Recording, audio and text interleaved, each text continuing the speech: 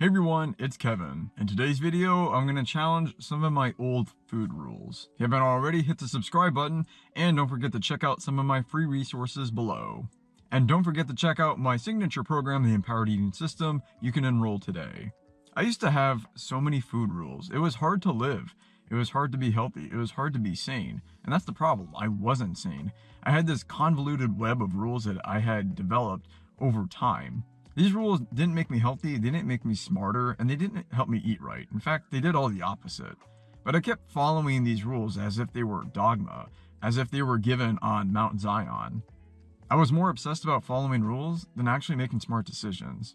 A lot of people with disordered eating have a ton of rules, and they try to follow these rules, and as soon as they break a rule, it's all over. This leads to a lot of all or nothing thinking and a lot of perfectionism. It's time to start breaking and challenging some of those rules. The first one is you can't eat before this time or after this time.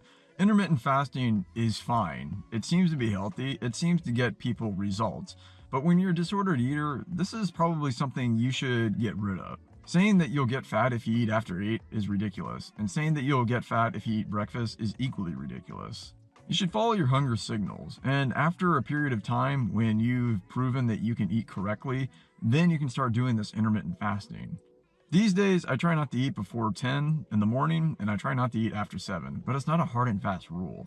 When you have hard and fast rules like this, especially in regards to time, it makes it really hard to have a social life, and it's hard to go out. The thing is, unless you live in your kitchen every day, then you're not going to be able to follow this rule all the time. The next one is food combining. I used to think that if I had carbs with fat, then I would get fat. So I couldn't put peanut butter on apples, for example. I couldn't put nuts with oats. There's a bunch of variations of food combining, and I'm not going to list all of them, but for people watching this video, you probably have at least one taboo. The thing is, food combining doesn't work. Doesn't help you, doesn't really hurt you. It doesn't matter which foods you combine. What really matters is the total load, the total calories. That's what matters. And speaking of food combining, let's talk about macros a little bit. This is another rule. You don't have to have the right macros at every single meal. In fact, you don't have to have the right macros in a total day. Unless you have specific goals or you're an elite athlete, you don't need to worry too much about macros. Whether you eat 20% fat, 30% fat, 40% fat, it doesn't seem to matter. I will say that a really high fat diet is hard to stick to. Most foods don't have a lot of fat. A lot of them have fat and carbs, or they don't have a lot of fat at all. And when you eat foods that have a lot of fat in them, it's really easy to overdo it. More on that in other videos, but let's just say right now, you don't have to have the perfect macros. The next one is eating every 2, 3, or 4 hours. I used to eat 6 meals a day, right? Because it stokes your metabolism. Well, that's not true.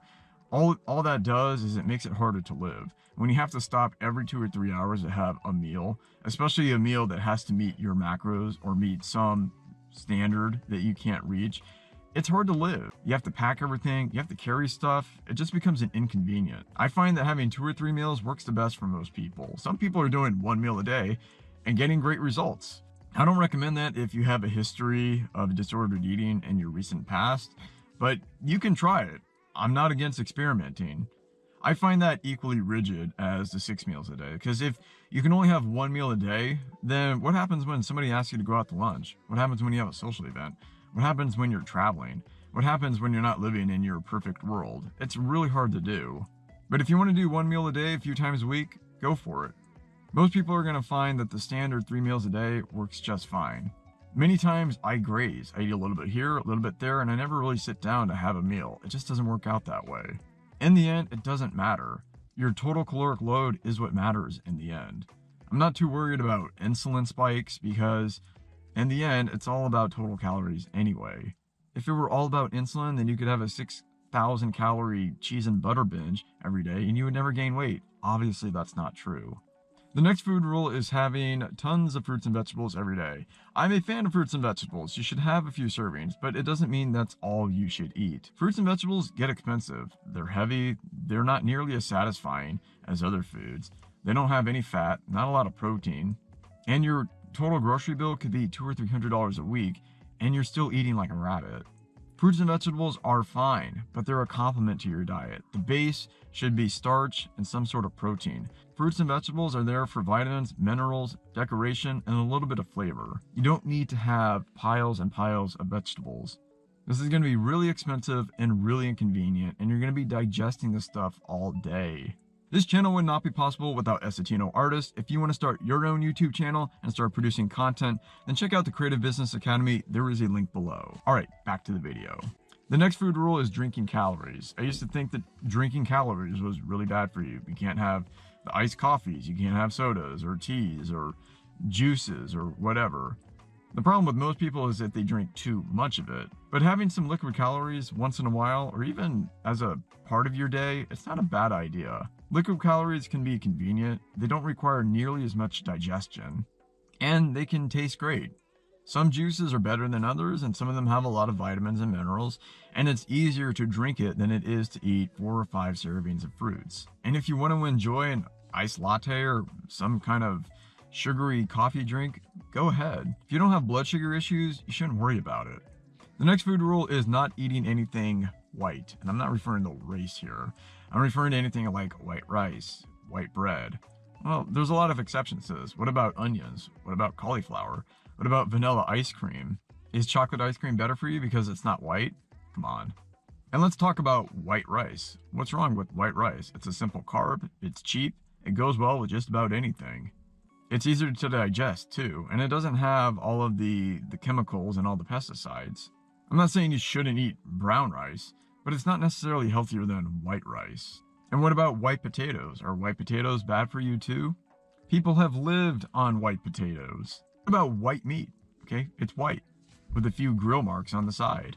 Again, it's one of these stupid food rules that needs to die. The next one is not eating anything in the middle of the grocery store. You have to shop the perimeter, right? Thing is, every grocery store is different. The layout is different in every store. Some stores have a lot of good stuff in the middle, others don't. Just because there's a lot of processed food in the middle doesn't mean there's nothing good in the middle. You can find Cocoa Puffs and rolled oats on the same aisle. Does that mean you shouldn't buy the rolled oats? A lot of spices, a lot of grains, a lot of beans, a lot of lentils, and the freezer section are usually found in the middle of the store. If you only shop the perimeter, you're going to be denying yourself a lot. What you should do is follow some basic principles. Yeah, maybe you don't have the Cocoa Puffs and maybe you have the rolled oats. Instead of buying the white bread, you buy the 22 grain bread. This is one of those old food rules that sounds good, but when you think about it, it doesn't make sense. The next food rule is never going for seconds. What if you don't take a generous portion the first time and you're still hungry? Should you not go for seconds? I think what you should do is just follow your hunger. Do you really need that seconds? Is it just entertainment, or do you really need it? Be honest with yourself. If it tastes really good, what's wrong with going for seconds? Going for seconds doesn't mean you're out of control. Maybe that first serving wasn't enough. Going for seconds when you were fully satisfied, that's probably not a good idea. But maybe you only took a little bit because you weren't sure you were going to like it, and then you tried it and you like it, and now you want a little more. Is that wrong? And finally, sugar. Don't eat added sugar. Sugar is the new boogeyman. Sugar is in everything. They add it to ketchup, they add it to bread, they add it to just about anything. We're convinced that sugar spikes insulin, and insulin drives fat into the cells, and voila, you get fat.